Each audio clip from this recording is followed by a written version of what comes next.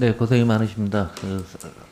위원장님께 예. 여쭙겠습니다. 그 사모펀드 사태는 과거의 문제고 이제 법률적인 처리 장치에 들어가 있는데요. 앞으로 미래에 우리 금융시장과 관련해서 굉장히 우려의 생각을 제가 갖고 있습니다.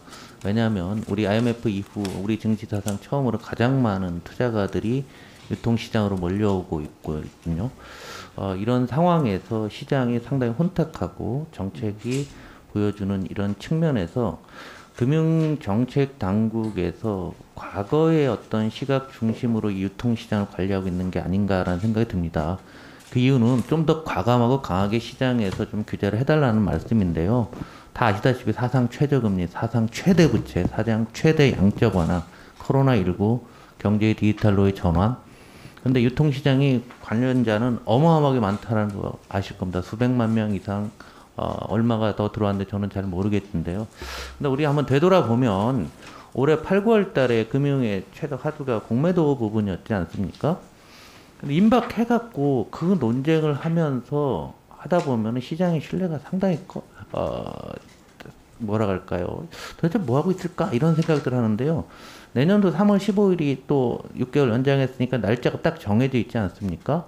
그렇다고 하면은 지금 정도에서 어떻게 할 건지를 지난번 같이 하지 않기 위해서 공매도에 대한 확실한 생각과 그리고 어떤 조치들을 지금 정도 마련해 놓으면 시장이 알아서 적응을 하게 됩니다.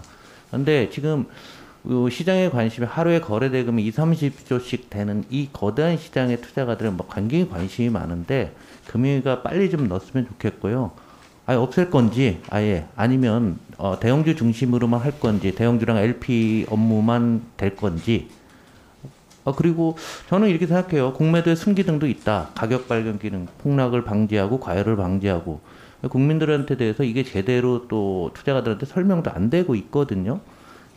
예를 들면 이런 것들이 없게 되면 우리가 파생상품 시장이 발전하지 못하게 되고 우리가 홍콩의 금융기능을 한국으로 갖고 온다고 하는데 공매도 없는 시장에서 어떻게 뭐 글로벌 금융허브가 되겠습니까?